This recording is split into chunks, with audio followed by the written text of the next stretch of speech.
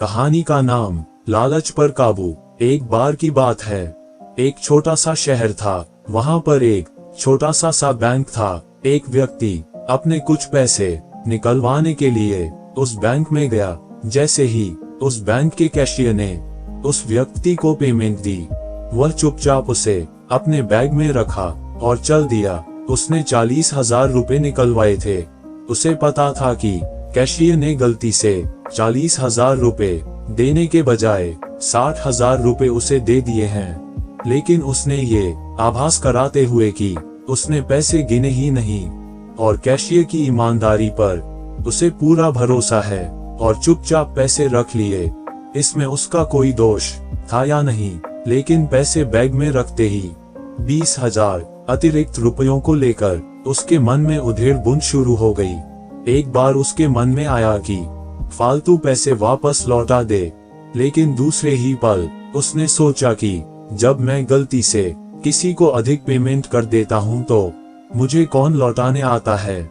बार बार मन में आया कि पैसे लौटा दे, लेकिन हर बार दिमाग कोई न कोई बहाना या कोई न कोई वजह दे देता पैसे न लौटाने की। लेकिन इंसान के अंदर सिर्फ दिमाग ही तो नहीं होता, दिल और अंतरात्मा भी तो होती है। रह रह कर उसके अंदर से आवाज आ रही थी कि तुम किसी की गलती से फायदा उठाने से नहीं चूकते और ऊपर से बेईमान न होने का ढोंग भी करते हो। क्या यही ईमानदारी है? उसकी बेचैनी बढ़ती जा रही थी। अचानक ही उसने बैग में से 20,000 रुपए निकाले और जेब में डालकर बैंक की ओर चल दिया। उसकी बेचैनी और तनाव कम होने लगा था। वह हल्का और स्वस्थ अनुभव कर रहा था। वह कोई बीमार थोड़े ही था, लेकिन उसे लग रहा था जैसे उसे किसी बीमारी से मुक्ति मिल गई हो। उसके चेहरे पर किसी जंग को जीतने जैसी प्रसन्नता व्याप्त थी। रुपए पाकर उस बैंक के कैशियर ने चैन की सांस ली। उसने कस्टमर को अपनी जेब से 1,000 रुपए का एक नोट निकालकर उसे देते हुए कहा, भाई साहब, आपका बहुत बहुत आभार। आज मेरी तरफ से बच्चों के लिए मिठाई ले जाना, प्लीज मना मत करना। भाई, आभारी तो मैं हूँ आपका, और आज मिठाई भी मैं ही आप सबको खिलाऊंगा। कस्टमर ने बोला।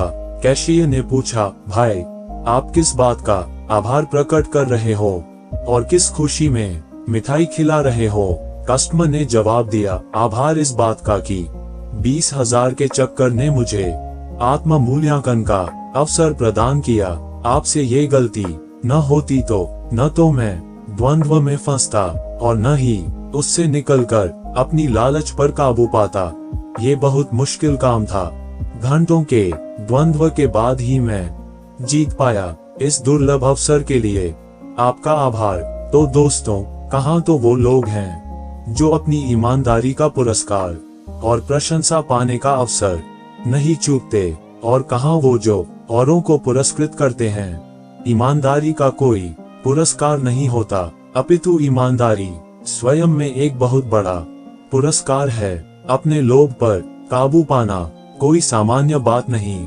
ऐसे अवसर भी जीवन में सौभाग्य से ही मिलते हैं, अतः उन्हें गंवाना नहीं चाहिए, अपितु उनका उत्सव मनाना चाहिए। धन्यवाद।